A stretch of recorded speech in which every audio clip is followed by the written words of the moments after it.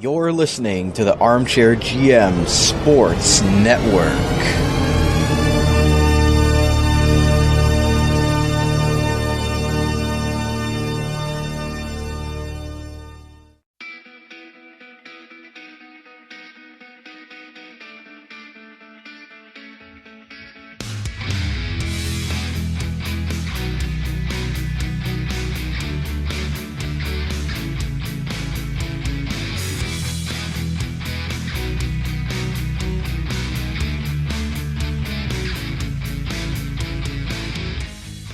You're listening to the Full Count Major League Baseball podcast, your local source for trending Major League Baseball topics, season analysis, fun, objective discussions, and up-to-date coverage of the Toronto Blue Jays organization from right here in the Niagara region.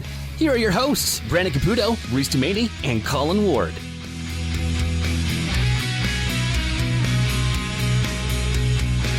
Hello, baseball fans, and welcome to another installment of the Full Count MLB podcast right here on the Armchair GM Sports Network, your source for North American sports coverage by sports fans for sports fans, delivered to you right here in the beautiful Niagara region. You can find us on social media by following the podcast on Twitter at Armchair GM Pod and our AGM Full Count Pod account, which is dedicated just to this show. We're available on many listening platforms, including Spreaker, Spotify, Apple Podcast, Google Podcast, iHeartRadio, CastBox, and Deezer by searching the Armchair GM Sports Network. Wherever you get your podcasts, we are there, so make sure you drop us a like and subscribe to whatever platform you use to listen to us. Lastly, check out our user-friendly website, armchairgmsports.com, for all things regarding the network, including articles, podcast episodes, sponsors, and contributors. Now, with an easy-to-navigate mobile version to go along with our existing desktop website. As always, we are the hosts of the Full Count MLB podcast. Colin Ward, follow him on Twitter at Colin Ward _14. And I'm Reece Dumaney. Follow me at Reece Dumaney. I make it simple. Colin does not. Nope. And you can follow our work, of course, with the Ontario Hockey League. We're getting going now. It's a fun time of the season. It's still baseball season, though. Let's not forget that. It is still baseball season. Yes, sir. But at the 060 podcast, and Brandon felt the need to write in this thing that Brandon graciously allows us to plug our podcast. LOL. Thanks, BCAP. But hey, we're not gonna. I mean, what's up? The Yankees winning 13 in a row. That's impressive. But he sends us so. Hey, you know what? I'm gonna throw him under the bus right now. He's not gonna be too happy about this, but oh well. I mean, something. Hey, yeah, he's definitely gonna use the mute button on this. Yeah. But hey, he sends us a text. 13 in a row for the Yankees, going on about A-Rod, and that streak ended. I just had to mention that. I mean, sorry to throw you under the bus, BCAP. The boss isn't going to be too happy with me, but I guess I'm going to be in trouble. Getting demoted to the minors. Oh well. You'll see on the Armchair GM Twitter tomorrow night, optioning Colin Ward to the AAA affiliate, wherever that is. Just make it an option. I'm out of options, so I got to clear waivers. Some of that, and with, of course, with the OHL starting, they are in full swing. Brandon and Kyle are going at it. The Dog Pound Podcast, they've got all your updates. That Twitter account at Dog Pound Podcast, pretty simple.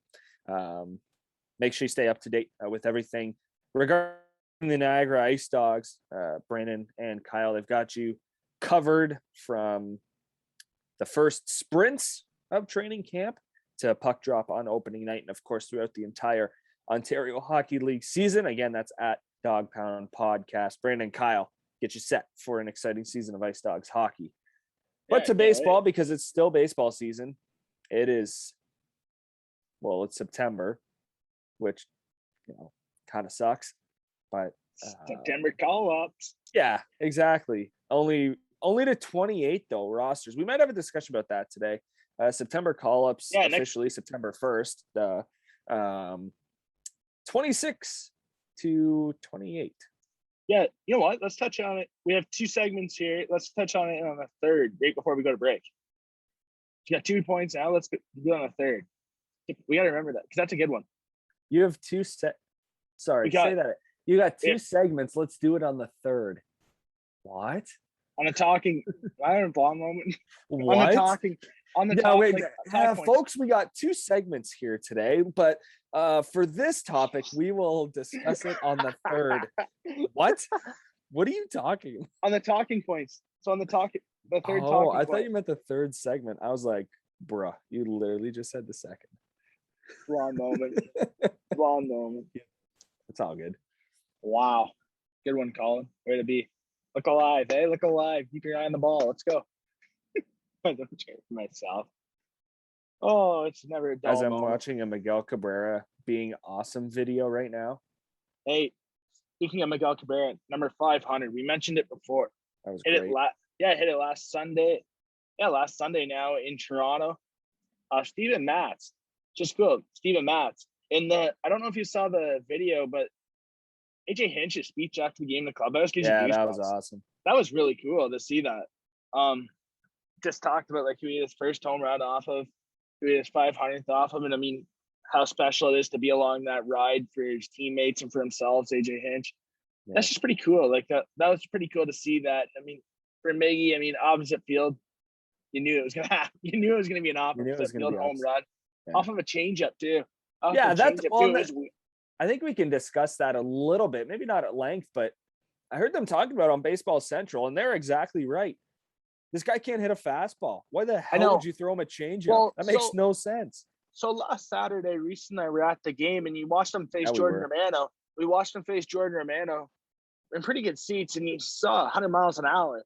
Like, that's a hard time to catch up on that baseball. It's 100 miles an hour. You don't have no time at all. It's like, honestly, you're swinging, hopefully you touch the ball. Literally, that's what it looks like.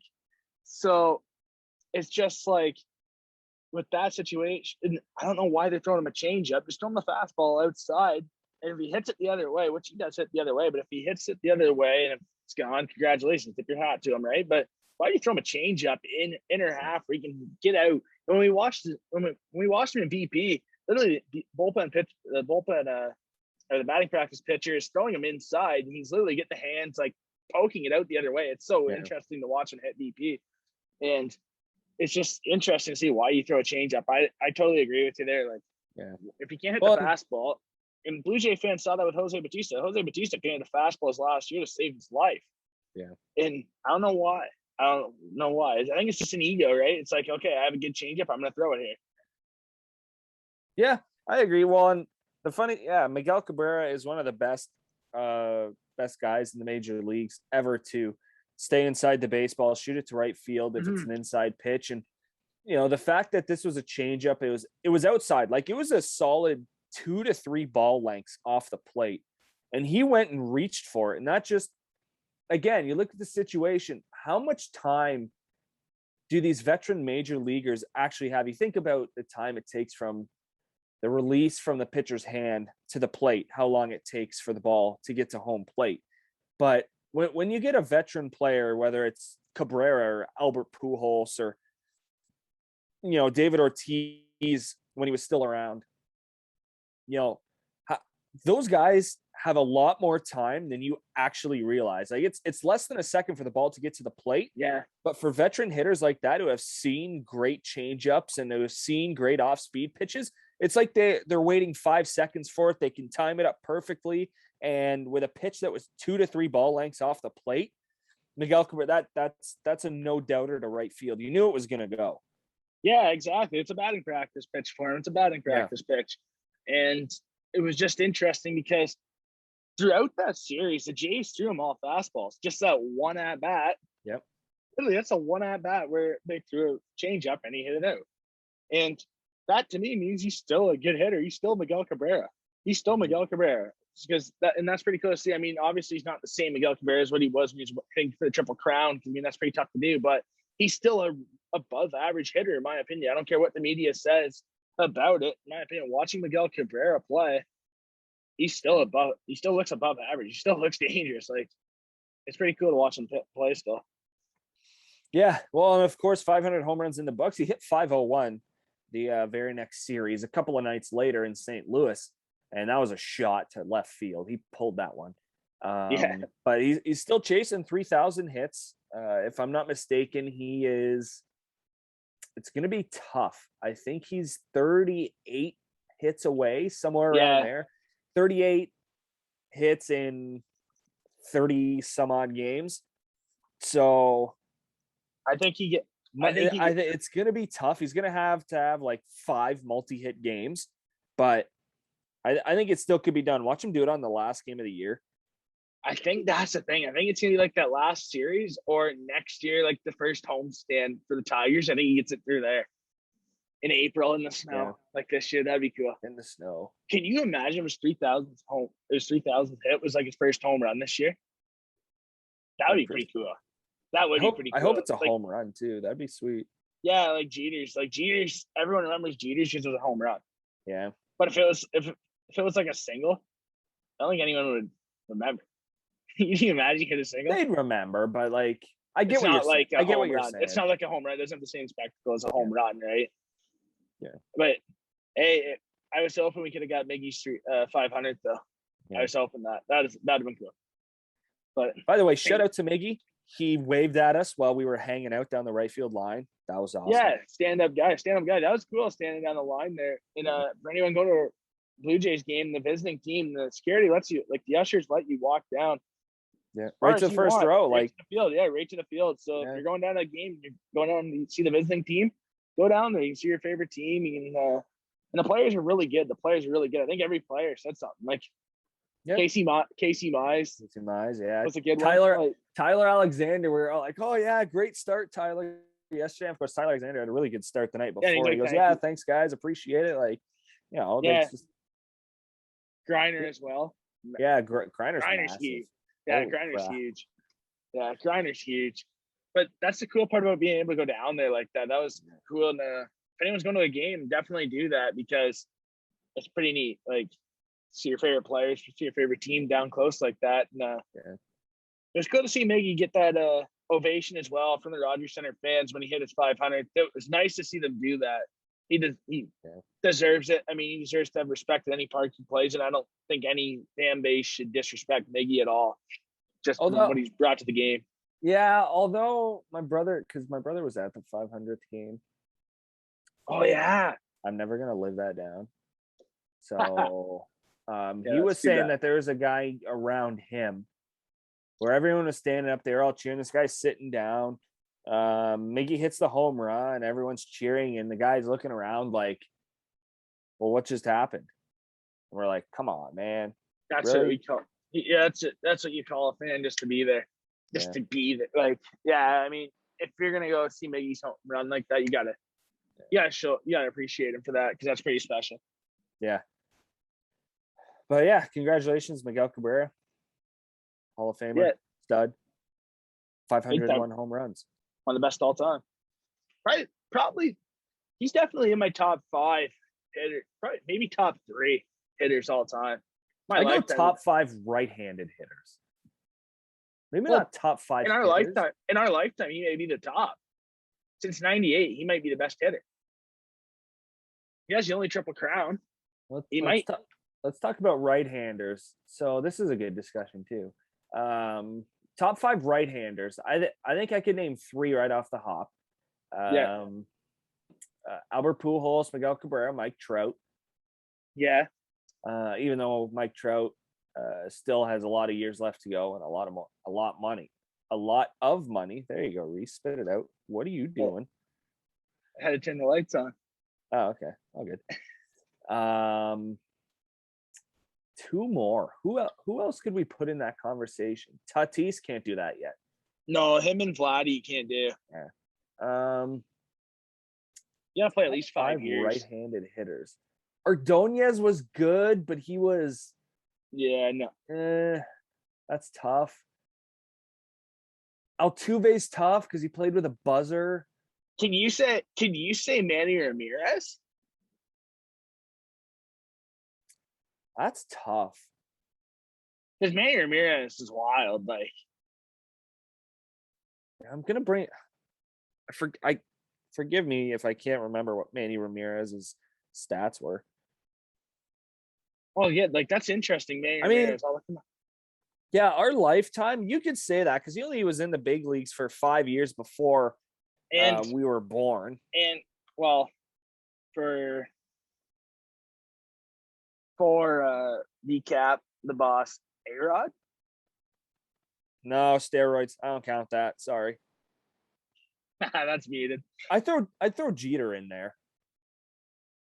Yeah, Derek Jeter is the coolest hit I've ever saw play live. Coolest hit I've ever saw play live. There's a full count. It was just so cool. It's like textbook hitting. And it was like as a little kid, and it was like I think it was like 7 or 8. And I just remember watching like it's Derek Jeter, right? So like I'm watching him hit. It's like 0-2, fouls a pitch off, fouls another pitch off, gets it to full count, just hits one in off the hands, like 9 feet high, pulls it over the shortstop. Like it's just so cool to see get at bat. Like that's pretty cool to see. That's the best at bat I've ever saw. Yeah, I remember I was at a Tigers, a Jays Yankees game at Rogers Center, and Halladay was on the mound for the Jays. Yeah. I think the Jays won like 3 or 4-0, and Halladay threw a 2-hitter against the Yankees. Name who got those 2 hits. They're by 2 different players. Yeah. Trivia time. Jeter and A-Rod? Yeah. Yep. That's good. What year was that? I have no idea. I was like Mark Teixeira, but I don't know 8, 9 or 10. Like Teixeira was there when we were 10. I think he's Yankee when we were 10 years old. But I just remember them when they signed A-Rod, it was just wild. Yeah. That's tough though to think. Fifth guy, yeah. Manny Ramirez, that's not bad. Kevin Youkilis was okay. He was more than okay. On base guy. Yeah, Mike Lowell wasn't bad. Not Moneyball. Frank Thomas. Yeah, 500 home runs there. You could put him there. I just thought of Jim Thome, but he was a lefty. That's so hard. Like Frank Thomas was really good. Like he was close to like the Miggy status. Wasn't obviously no Triple Crown guy like Miggy, but like it's tough not to. I would say Miguel Cabrera is the greatest right-handed hitter in our lifetime. I think so. Since 1998, in my opinion, Miguel Cabrera has to be the best right-handed hitter. He's played the longest too, right? So that helps. But in their prime of their careers, him and Mike Trout, right there. Trout doesn't have the Triple Crown. Yeah, the difference is Trout, and this debate will be had, but Trout can steal bases. Miguel Cabrera really was never able to steal bags. So that will always be something that I think is like, oh, well, Trout could do this part of the game that Miguel Cabrera didn't, which is very true. Miguel Cabrera could not steal bases. He maybe has like 10 to 15 career stolen bases. Like, yeah. So from that standpoint, you can kind of see the argument like Mike Trout had a little bit better all around game, whereas Miguel Cabrera's just all around hitting was unreal. Yeah, that's true. Pure hitter. Yes. That's such a hard debate. Like left-handed hitters is a lot easier than righties. Yeah. Maybe that's tough. I'd say Miggy. That's just my opinion. As we're speaking of Miggy's hitting right now, as we're recording on Tuesday night. Also, Dane Jansen comes back and hits a home run. 1-0 Blue Jays as we are recording right now on the Tuesday evening. It's about 20-ish, 20 after 8. So Dane Jansen has a home run, his first home run off the IL. They optioned Brad Hand down to the minors. I've seen that. After 11 appearances, he's going to Buffalo. So tough trade. Yeah, it is. I mean, just the inconsistency, right? Every other game. I mean, one game he pitches really good, the next he pitches really bad. And you can't be inconsistent. You can't be consistently inconsistent in the majors. You're not going to last. So that's his flaws. And also our next point we want to chat about Reece was the New York Mets situation. I mean, you got Lindor, you have Javi Baez. With the fans having a little disagreement, you could say. What do you think of that? Perform. Yeah. So you're one of those guys. So you're one of those guys that says if you pay money and you're invested into the team, you should be able to say that they suck. Well, quite and frankly. it's funny. I'm going to bring up a point here about Fernando Tatis Jr. And with the amount of money that he's getting paid, they showed his home run in the 15th inning against the Dodgers. I saw it on Facebook. Everyone in the comments is going, "Oh, this guy's so great, man! That ball was hit far. Big jolt for his team." I go, did anyone else notice on the Bally bar that he was 0 for 6 before that happened? Because I guarantee nobody saw that. No, and So everyone forgets about that. I mean, hey, that's like coaches. That's like yeah, so coaches, Reece. I don't know about you, but growing up, I had a few coaches that so you could hit 1 in every 10 balls to the fence, and you're a hero. You're a yeah, hero. that's But you could so bad. you can put the ball in play 8 out of 10 times. Yeah. I mean, it's not going to be Which is good. obviously. Like, there's nothing against, like, if you put the ball in play, then good for you. You're a contact hitter. Like, that's way better than a Strikeout. Aaron Judge hitter. But Exactly. So you put the ball in play 8 out of 10 times, or you hit a hit to the fence once in every 10 times. So 1 hit in 10 at bats, or you put the ball in play 8 times. Let's say 2 of them are in play. I'd rather take that hitter over the guy that's just gonna hit 1 in every 10. And that's one of those situations there. So I just want to quickly no, but there's a lot of coaches that suck that do that. A lot of coaches have that philosophy, and it's not very smart, in my opinion. But I mean, you think about it though. Like, Tatis 0 for 6 hits a bomb. Oh, he had such a great game. Do you see that home run in the 15th? Yeah, he was still 1 for 7. I'd boo a guy who was getting paid that much if he was 1 for 7 in a ball game. Hey, if the game got over 6 innings earlier, it would have been 0 for 4. If you have 7 at bats, you're expecting at least 2 to 3 hits from that guy. Yeah. Obviously, that's not saying a whole lot. It's still like 2 or 3 hits, but at least one beforehand, at least one before that situation. So it'll be 1 for 7. Like, and then go 2. Like, if you're paying a guy based on 3 years and you praise him because he goes 1 for 7 with a home run, that makes absolutely no sense. And back to the Mets, Lindor was so bad to start the year. Like, I'd boo him too. Like, I mean, you made that trade, I'd boo him too. I mean, you're not in Cleveland anymore, right? You're not in Cleveland anymore. Cleveland, you use royalty to Cleveland, right? They loved him. And I mean, he's like he should have been. I mean, he's one of their best franchise players all time, you could say. I mean, he meant a lot to the city. He's got that flash to him. Good for him, right? Good for what he's done. But exactly, if you're not going to perform, you're going to and give up that much for a guy like him. And Carrasco hasn't really been there until over halfway through the year. And you're underachieving because now you were in first place. Now you're out of it. Yep. Yeah, that's tough. And I can see why in a market like New York, where the fans are constantly involved, they're constantly into the game, I can see why they're upset. I mean, there's 6 games out of the wild card. So, and it's over. It's over. I mean, they're not catching the Reds or the Padres. I mean, that's the battle right now.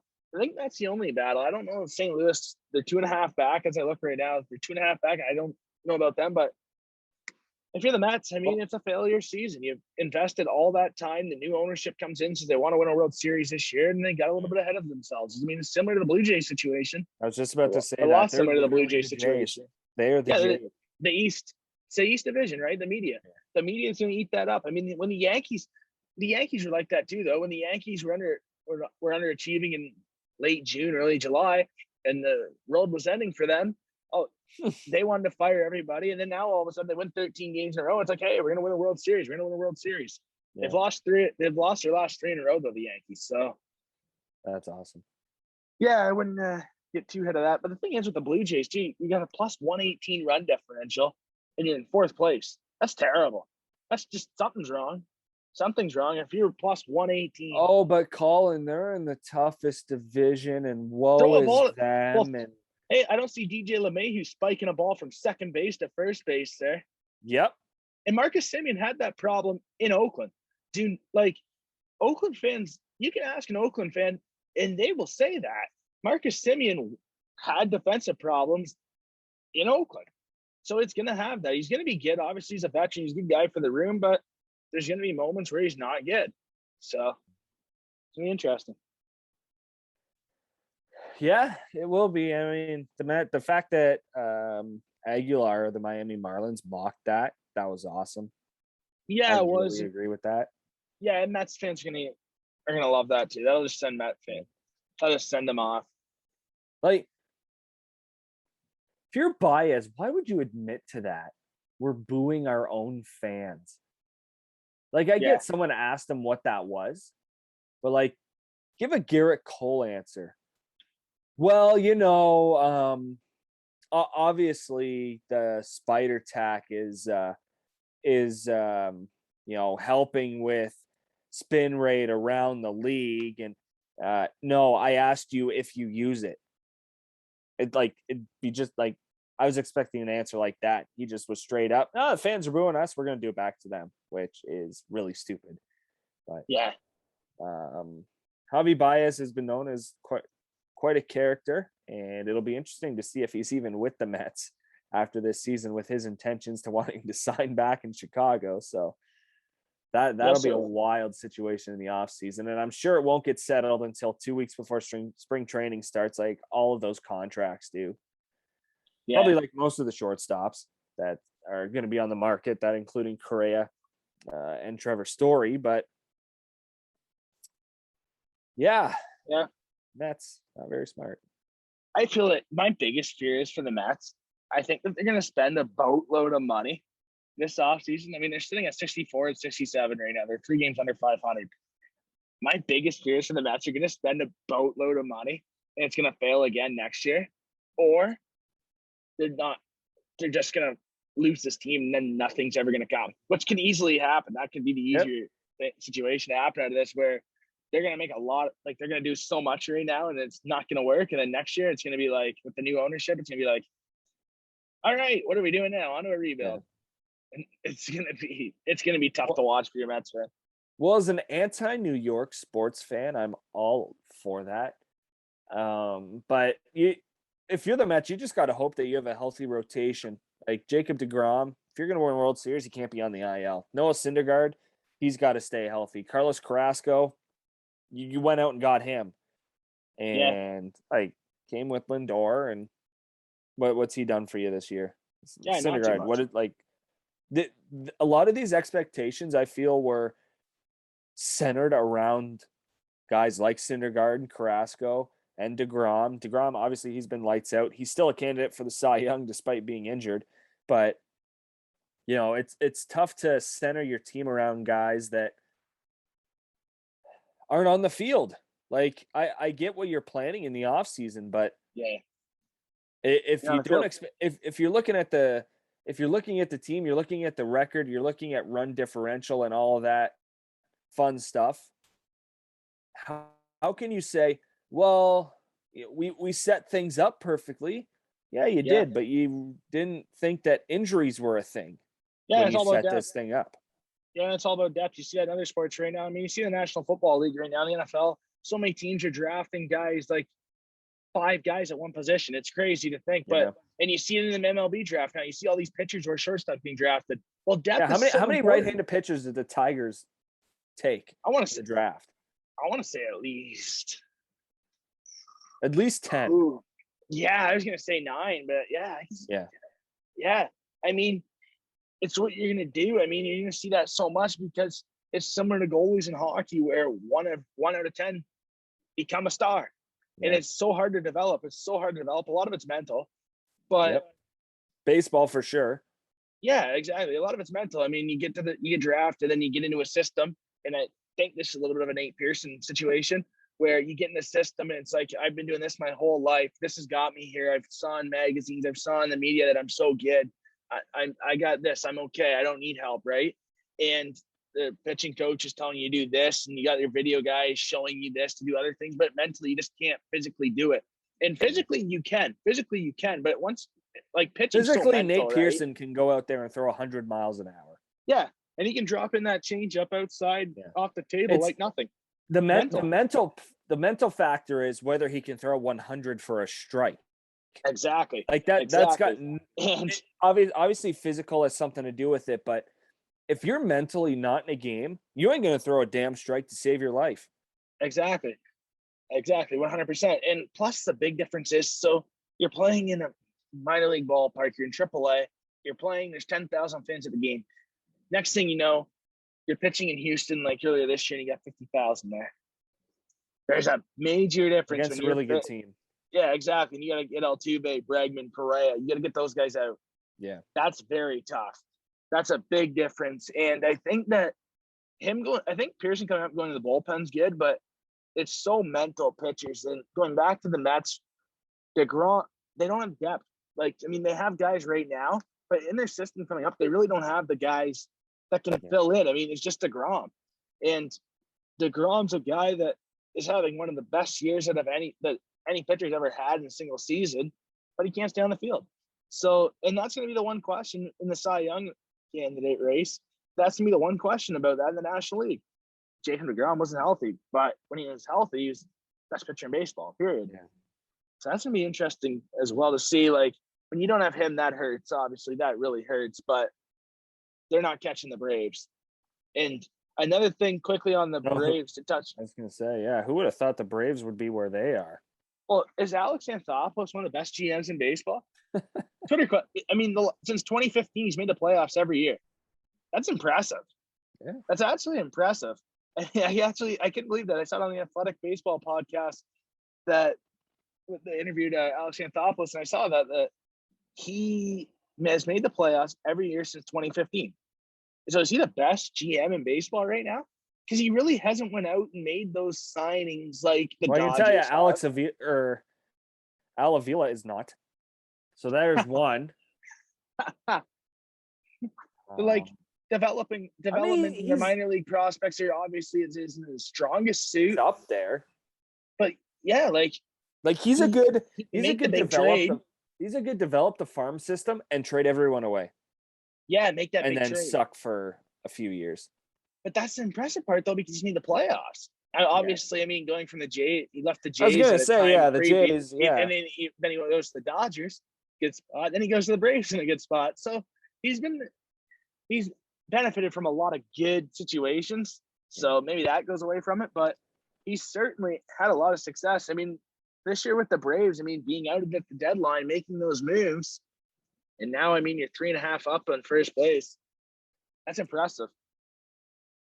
Looking at their standings right now, they're the only team in the National League East that has a plus run differential. They're plus 90. Philadelphia's in second, minus 14. The Mets in third, minus 27.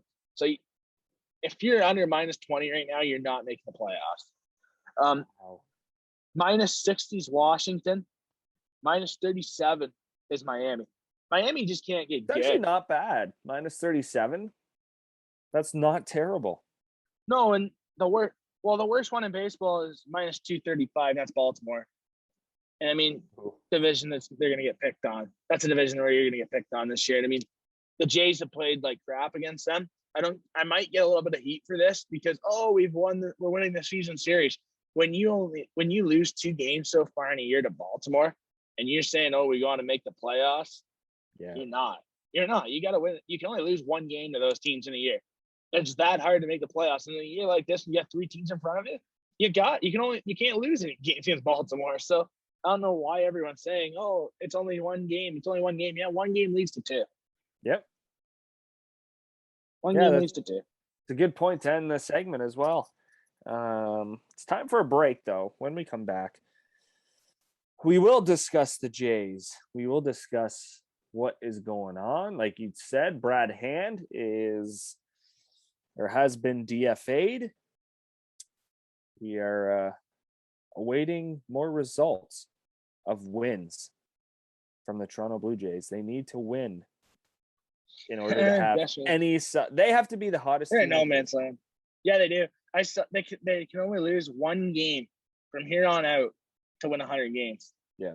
So that means you can only lose like 5 more to get 95 wins. And 95 wins is a question mark right now on the wild card. Yeah. So it's looking slim. That 4% chance of making the playoffs is reality right now. Yeah. So we'll touch on the Jays, of course, and we'll give a little bit of a local update. The Welland Jackfish, the Intercounty Baseball League, they are entering the final weekend of the regular season. London's already clinched first. That happened today after, the results this past weekend. So we will discuss that. Second place through 7th is only separated by 4 wins. So it's going to be an interesting last weekend of the season. So we'll touch Yeah. on the Jays, touch on the IBL and the Jackfish, and probably a couple other things here on the Armchair GM Sports Network. Experience a new way to play daily fantasy sports and esports on Thrive Fantasy. Thrive's game concept revolves around player props, which are simple over-unders on player stats.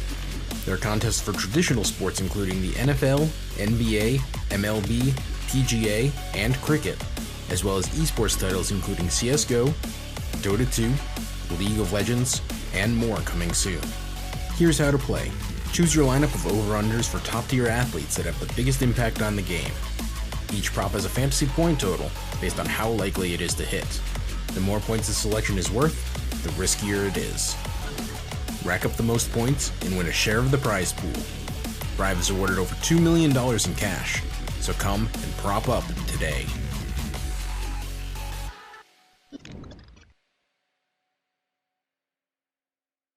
You're listening to the Armchair GM Sports Network, the Niagara region's best local source for North American sports podcasting coverage. By sports fans, for sports fans.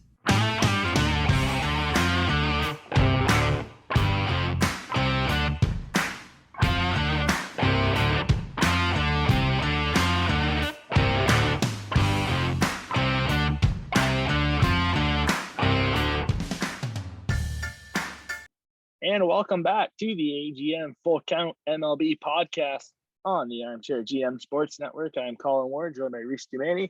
As always, get to the fun part now. Well, second segment, as I botched that in the first segment. We get to the second segment now. There you go. We had September call-ups coming up. Well, today, exactly. So, Reece, what do you think? What's the approach for teams? With only two, we went from 26 to 28. What do you think? I think with only 2 extra spots, you go pitching. And it's been proven throughout the entire, whenever baseball started, like you really can't have enough pitchers, and you have to make a decision. Do you want someone who's gonna come into the game and blow it by guys? Are you looking for finesse arm to hit the corners and try to find a way to get guys out not via the K? Like, yeah, there's a whole whack of situations and stats and pitching styles that you kind of have to go through a list of guys, and you go, okay, this guy would be great in this situation, but he would probably suck in this one. So okay, maybe he's not good. Well, and this guy would work. It's not like there's scenarios going through your head. So I'd be a big believer in just adding 2 more pitchers. Clearly, unless you're lacking somewhere else, then you do a 1-and-1. But if teams are able to do 2 pitchers and have 2 very quality pitchers come up and eat a lot of very important innings, then I think that's the way to go. Yeah, for sure. Speaking of call-ups, the Race called up Robertson as well, David Robertson, the Olympic medalist. So that's pretty interesting. Good timing for him, a reliever coming up in the big leagues. Yep. I agree with you 100% too. You can never have enough pitching in September. I mean, guys start to get hurt, guys start to get arm fatigue, even if you're out of it, right? A lot of teams that are out of contention, it's nice to get those young pitchers up. A lot of teams have young pitchers over young bats, where you can see a guy that's like 23, 24 years old, who's been in the minors now a few seasons, where he can come up now, and you can see what he got in September. That's for those guys. But let's say the Tigers, for example, you got Torkelson in AAA. You probably won't see him because the Toledo Mudhens are a good team, but you could see that 25, 26-year-old veteran come up and get that appearance out of the bullpen or get that odd start, similar to what we saw Drew Hutchison get a couple starts. You may see that for the teams that are going to try to develop, who are not going for it, but they're having competitive games. So you get to see what those guys are truly made of, and they're playing quality teams as well. So that's going to be cool to see. I agree with you with the pitching, with at bats, with everyday position players. It's tough for me because if you're a good team, a lot of teams need base running, right? A lot of guys that are contending, they need base running because they're hitting teams, but they're not getting base running. I mean, you can't have a guy that steals bases. You might see the Dalton Pompey situation come up for the Blue Jays where he just came up to steal bases. That's all he did. Yep. Just came in and pinch ran. You may see a guy like that for a good team. I mean, you got Smith, you got Davis in New York. He might be that role. the Yankees, it's going to be interesting to see what they do. I mean, I think they'll go bullpen. Need Yankees relief help would be nice. Yep. That's a tough situation for. It depends on the team, right? But Yeah. a lot of teams, if you're the Mets, you're going to go pitching probably. It's tough with only two, right? It's tough to go 1-1. You think about it, like it's tough to go 1-1. I either go all in on one. When you have two extra guys on the bench, it's tough to. You're not going to play. Yeah. Well, and that's what makes the Jays situation interesting, because obviously they need pitching. It's not even close. Brad Hand just DFA'd. You think he comes back up? I think there's a chance. So he comes up in front of him. Yeah, I think there's definitely a chance. It just, to me, it's there's probably reasons behind it, a lot more reasons than I know In-house. about in terms of like stuff. rules and ways to do it. But you wouldn't think he would have options left. The Jays will more than likely have two guys. Will one of those guys be Brad Hand? Yeah, like you said, there's a good chance. It's hard. How do you trust a guy? How do you trust a guy like that? Like, so how can you bring up a guy you don't really trust? And that's the thing, when Buffalo, with the Bison's having a good year, it's tough, right? So I think you bring up Brad Hand, and then you got the three catchers, which is another tough situation that they need to figure out in the offseason with Jansen, McGuire, and Kirk. Yeah. Kirk's going nowhere. Kirk is going nowhere. He's staying with the Jays. Alejandro Kirk's the best pure hitter they have, and Reece McGuire has had such a good year where it's very impressive to see how much he's improved, Reece McGuire. It really is. I never thought he'd have the year he's having. And Danny Jansen, I think it's over for him. I don't think he'll be a Blue Jay next year, but I think he lasts. And I think they're going to go three catchers and call up a pitcher. Who that pitcher is, I don't know. But I got a feeling Brad Hand's still going to be up there after they're making that trade. Yeah. And then you got Gerard Dyson out there. It's tough to make a commitment to a guy after trading for him and just say, "Oh, well, we gave it a month." Willing? And are you willing to take that ego jab, you could say, or that repetition? Yeah. The reputation jab at Ross Atkins because it's a bad trade? Are you willing to take that? That's another thing, right? Ego's playing their way with those. Yep. That's a tough situation for them. I don't know. I really like Brian Baker in spring training. I really liked him, but he won't be a call up. But I liked him in spring training. He came in his first outing, he was throwing 100. And to me, if you're coming in at camp throwing 100 right away, you're in game shape. I like that. You're ready to go. I honestly like that. You're ready to be a big leaguer. You're treating it like it's your job and you're ready to go. You're not pampered. You're ready to go in there and throw 100 right away. I like that. And you don't get hurt. That's nice. Yeah. But there's no way he gets a shot. But it's hard. His ERA is not where you like it either in AAA. Like his stats aren't where you like it, so he's not a lock. But I like his stuff. I saw an article the other day about why ERA should not be a stat that we look at towards the Hall of Fame or towards Cy Youngs or MVPs or what have you, because it goes on to say that scorekeepers are so soft nowadays that you look back at around see it early to mid 2000s or whatever. It's, he didn't dive for that, but okay, so let me rephrase this. He had to move to his left. The ball went under his glove. Oh, that's a hit because he had to move for it. But it was under his glove. If his glove's a little bit lower, then that play should be made. Like, maybe he's being lazy, not going to the baseball. The fact that these guys are major leaguers seems to be getting lost on a lot of these plays. And you're at the major league level, you should make that play.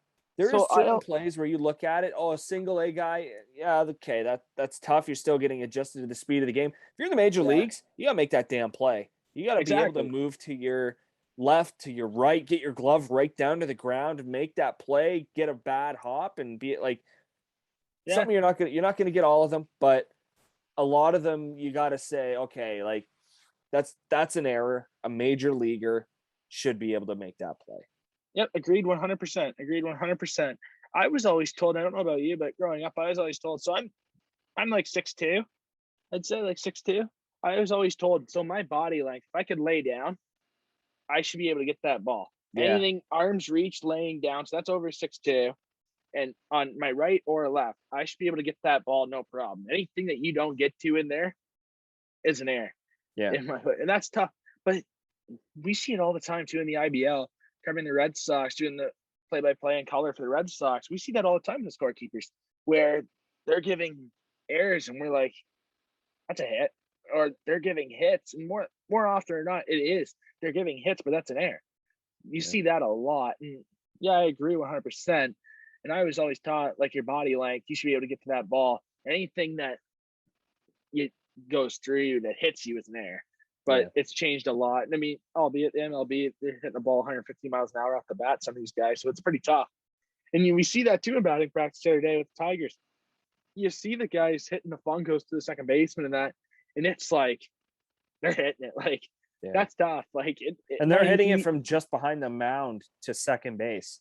Yeah, and they're swinging it. Like, Ron Washington has some really cool videos. I don't know if you saw Ron Washington on YouTube, but he has some really cool videos. And he did that with a few guys, and he's the one that really helped Marcus Semien out, because Marcus Semien wasn't going to be a big leaguer if he didn't get on that. Marcus Semien, Ron Washington was the one that used to hit him in Oakland. So that's pretty cool. Ron Washington videos. If anyone that's listening to this show, go on YouTube, look up Ron Washington defensive drills. He's really done some good work. Ozzie Albies is another guy in Atlanta he's done some good work with. He's a really good defensive coach, and he preaches smooth fundamental defense. And I'd like to see Major League Baseball players still using the fundamentals. I think that's a lot of things that occur in errors because they don't use the fundamentals. They're nonchalant today out in the majors, right? I'm making this. I got this and that. I got a beach house. I got a yacht. Like, I can do this. But fundamentals is the way of the game if you're going to be an above average defender. So that's pretty cool. I like his videos, the way he talks. Well, and that's why Spencer Torkelson is the best situation possible. Is his infield coach is Alan Trammell, one of the best shortstop to ever play the game. One of the best double play combos, if not the best double play combo of all time, with him and Sweet Lou Whitaker and Hall of Famer. Like, back to the Jays, and in a team with a situation like that, where we could even discuss this about the September call-ups. Yeah, you look at one arm, but with the defensive struggles that Bo Bichette has had, and he's improved lately. Well, I'm just speaking out loud here. He just needs reps. And all of the third basemen that you've gone with in general throughout the entire year. Will teams like the Jays in situations late in games, and I understand you don't want to get rid of like a Bo Bichette bat or anyone else who can actually hit, but do you bring up a guy just for defensive replacements? And I know that's easier with 40-man I think that's mostly expansion rosters, but for the Jays, sure, you could say it's Espinal. Valria or Espinal will be those fill-in guys. I don't know if they'd call up another guy because they called up Kevin Smith. Yeah. That's a tough part. Yeah, that's a tough one. Albeit they got to get just as a September call-up, like, thought for any team in contention. Yeah, I mean, defensive purposes are huge. I mean, Bichette in the ninth inning, bases loaded with one out. You trust him to turn that double play? And that's a tough thing. That's the tough thing. You put it right now. It's the bases loaded. You're Charlie Montoyo. I mean, hey, that's cool. I think I can do a better job than Charlie Montoyo, anyways. But I wouldn't be bunting 100 miles an hour. So, if I'm coaching and I got the bases loaded right now against me, there's one out in the bottom of the ninth in that Yankee Stadium. It's a wild card game. You have Jordan Romano on the mound. I trust Bichette over Semien right now in that situation. Do I bring Valria? Because Espinal will be at third base. Do I bring a Valria or a Biggio in at second base? I don't know. Biggio, I don't know. He's done for the year anyways, but Valria's been good. That's a tough one, though. I don't know. I don't know who they have. When you put it in a spot like that, and you really have to think, do you trust him in that situation? I don't know if I do. Like, Semien twice now in the last week on a ground ball to his right, can't make the throw to first base. And that's mental. That's mental because physically he can do it. He can do it. But once you miss it once, you miss it twice, right? That's how it goes, baseball. It's in your head. Once you miss it once, it's in your head and it stays there for a while. Yep. That's tough.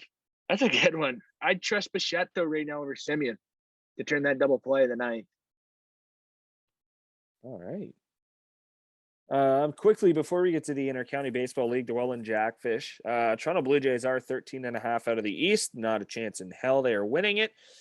4.5 games back of the wild card. And, of course, they're chasing the Boston Red Sox. And Jays are 6.5 back of New York, but it's Boston that they're going after. Yeah, 100%. And What, right now, go ahead. Right now it's Tuesday night and it's irrelevant because either won or lost. But right now they're losing 3-2 to the Baltimore Orioles. Ooh, Yikes! Ooh. Yeah, yikes. Not good. What are you talking about, Colin? Baltimore's only 33.5 back of the wild card. Yeah, let's go make a run. Yeah, but realistically, last month of the season, September, are the Jays playing the New York Yankees in the wild card game? As of now, you're looking at the Jays in the situation they are heading into the 1st of September, 1 month to go. Are they making the trip to Yankee Stadium? I don't think so. I honestly don't. My heart doesn't say it. My brain doesn't say it. And I don't think it's a blowout moment either. I say no. I honestly, the 4% chance, as mentioned earlier on the show, I think the 4% chance is legit of making the playoffs. I think there's only a 4% chance that they make the playoffs. 96% chance they don't. And it's very unfortunate, but I don't trust that bullpen. I don't trust the bullpen. And Hyun-Jin Ryu, yeah, people can say whatever they want. He really hasn't been Hyun-Jin Ryu. He's had some good starts, but he's like Lucas Giolito. The loss against Baltimore. Yeah, he's like Lucas Giolito. Two great arms, having not really good seasons. Decent seasons, but not good. I'm not saying Ryu is one of these guys either, but you look at Ryu and the Dodgers. He was never that top guy for a long period of time. Last year, they only played 60 games, right? So you can go out there and have 10 good starts, and yeah, you're great. You're in the Cy Young, but now you're over there 162. There's a big difference. Now you're in the league. Now you're in that American League for over a year now. Guys have a book on you. You're playing teams more than twice now, where guys get to know you. So it's tough. And I mean, tonight against Baltimore, he's coming out in the 5 2/3 innings pitched. He's coming out with a loss. That's tough. As of now, I mean, obviously tomorrow things are going to change, but he came out of a start on Tuesday evening with the loss to Baltimore. That's tough for your ace. Roy Halladay didn't lose to the worst teams, and he was on bad Blue Jay teams. I mean, Justin Verlander, when the Tigers were good, did not lose to Baltimore. He was pitching 9 innings against Baltimore, and he was beating those bad teams. He was doing that. When Kansas City, Chicago had rough years when the Tigers were good in 2012-13. Cleveland had a rough year. The Tigers were pounding those teams when Verlander was pitching. I saw a game Sunday Night Baseball game. Tigers played the White Sox in 2013. They were playing the White Sox Sunday Night Baseball game. Max Scherzer pitching against Mark Buehrle. The Tigers won 20-3. Scherzer pitched a complete game. It's good. Elite starting pitchers don't lose to below average teams, and they don't pitch just 5 2/3 against below average teams. And that's a thing that's very scary to me. I mean, it's their bullpen has been terrible, but when your number one pitcher, he's getting paid number one money. You're facing Baltimore, you come out with a loss. I mean, I know it's only one start, but it's September, man. It's September. You got to pitch more than 5 2/3 against Baltimore in September if it's going to cut it. So I don't think they're going to. I don't think they catch Oakland. I think it's Oakland, New York. I don't think it's Boston either. I think it's Oakland or New York in that wild card. That's what I think the two teams will be. And it's funny how Blue Jay fans complain they didn't want the extra wild card spot, but they'd be right in if they did. It figures. Oh, we're gonna win the division, so we don't think about that. It figures. Yeah, I know, right? That's awesome. Yeah, I think I'm with you as well. The Blue Jays are they're not there. You can say what you want. Well, they made the playoffs last year. They should make it this year. Yeah, how many teams made the playoffs last year? Yeah, the 8. So, that's why it's funny the Blue Jay fans are complaining that they didn't want 8 playoff teams, but now they do. It's awesome. I always wanted the extra playoff teams. I like that extra team. I like the extra revenue. I like the 2 out of 3. Yeah, I like that. Yeah. I mean, if you're a pretender, you're out in 2 games anyways. And the Blue Jays were. So who cares? But that extra 2 games that the Jays played, look at the revenue it made for Rogers. Look at the TV views. It was crazy, the views that they got for the 2 playoff games. They never had a chance against Tampa Bay, Snell and Glass. Now they didn't have a chance. But it was still, the revenue was crazy. I don't know why you're complaining that they're not having the extra playoff games. I think that's funny. No I idea just sit what there and laugh at some of the stuff. makes no sense at all. But that's the Blue Jays for you. And before we round out the show, we got about 3-4 minutes left to go here. Maybe a little bit longer, maybe 5. But yeah, the Welland Jackfish, of course. Fans are great, by the way, in Welland. Holy crap, you guys fill the pond. That's insane. Yeah, I love that. Gotta get some pond water too. That's cool. Yeah, that's just not an appetizing beer name. Pond water. It's just anyways. London Majors, they have already clinched the league, essentially. Yeah. 19-7 on the season, 26 games played. 4 to go. Now, things get interesting from 2 to 7. The Kitchener Panthers in second place, 14-12 record. Behind them are the Welland Jackfish, third place, 13-13. And then it's Toronto Maple Leafs, 12-13. Barrie Baycats, 12-15. Cardinals are 11-15, and of course the Brantford Red Sox 10-16. But the reason we're touching on this is because as bad as the Brantford Red Sox were to start the year, they have played the Welland Jackfish and the Toronto Maple Leafs and the Barrie. Actually, any team not named London or Kitchener, the Brantford Red Sox have been really good against. And even Kitchener's beatable.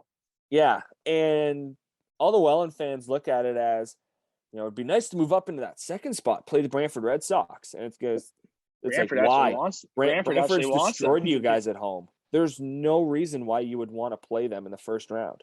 Absolutely no reason. Yeah, and coming into the season, the Brantford Red Sox never won a game against Welland yet in the franchise. And all of a sudden, the Brantford Red Sox steal 3 this year against Welland Jackfish.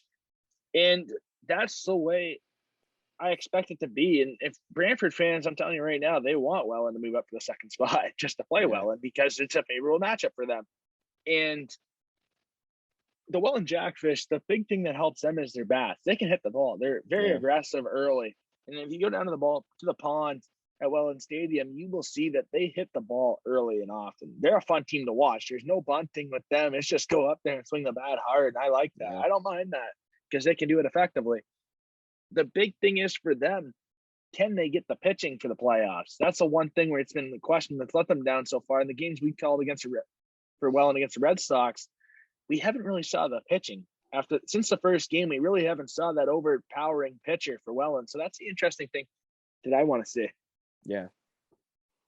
Yeah, well, and Brantford Red Sox and Welland Jackfish are done. They completed a home-and-home series last week. They split it with the road team coming out on top each time. But Brantford's got Toronto at home to finish off the home part of their regular season schedule on the Wednesday, and then 3 road games to end the season. But with 30 games to play, 7 teams, the London Majors get the bye, and it'll be 2 versus 7, 3 versus 6, and 4 versus 5 in the first round of the IBL playoffs. 2 games out of 3. The winner will have to win. That's for the first 2 rounds, and then of course the IBL finals is a 3 out of 5. And for the London Majors, you look at it as everyone's saying, "Oh, well, they're just like the London Knights," and it's like, well, no, not really. London Majors have really. Yeah, London Majors really haven't been that competitive of a team in the playoffs in recent years. And that's not saying that they've been absolutely terrible. They've been in ball games. They've just never really been close to a championship. Yeah, London Majors have been that team like the Toronto Maple Leafs of the NHL, you could say. Get in the playoffs, they disappear. Get in the playoffs, awesome. They get in the playoffs, and they disappear. I love that. I mean, they've been upset so many years. They have the curse. They have the curse of the IBL, the London Majors, dude. No question about it. Where they're that team where every year you're in the top 2, 3, you're always in it. And then all of a sudden you get in the playoffs and you lose in the first round. They do that a lot. So the London Majors, with them getting the bye, it may be tough. It may be tougher than what people think. their first rounds. That second round, you could say, in the IBL this year is going to be fun baseball. The teams that make it out of there are going to be tired because I think the bottom teams are going to put up a good fight. And there's no easy outs this year, being with the import rule what it is. Yeah. And being everyone's in a rush to get innings in now as well for the playoff qualification. Yeah, make sure you're at the appearance. So you're going to see a lot of that. The appearance total, I guess. Yeah, you're going to see a lot of that this week. So it's going to be interesting there. I don't know. Yeah. But I'm just excited to see how this playoff run works out. Obviously, tonight, if you're able to, check out the Brantford Red Sox YouTube page, because we'll be on there. It's going to be exciting. It's going to be a fun one against Toronto. We could have a brawl. We had to steal a home. We had to steal a home on Friday evening, our last broadcast. That was pretty cool. The first time I've ever saw live a stole same. Clear. And that was pretty neat. It was impressive to see. Yeah. So yeah, that'll pretty much do it for this one. Nice fun chat with Colin Ward and I, and of course, you can catch us on our OHL podcast at the Own 60 Podcast. Shout out to BCAP. Follow him at Capoots. Follow 13. Capoots 13 with a Canadian Z. Yes, sir. Is that the way he says it? Yep. I still say Z. I don't care. I know, I do too. It's not that big a deal. But of course, he's busy with the Ontario Hockey League. So at Dog Pound Podcast is where you can find all the Niagara Ice Dogs content.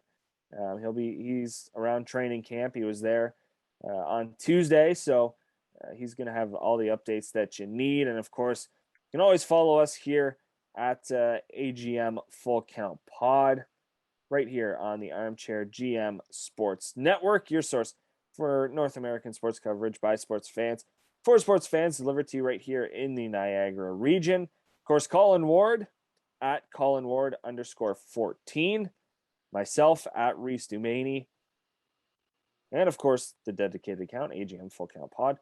Big thanks to you, the listeners and baseball fans, for tuning in and listening along with us for another episode. Hope you enjoyed it, and we hope to have you back to listen for the next one. Once again, this has been another edition of the Full Count MLB podcast right here on the Armchair GM Sports Network.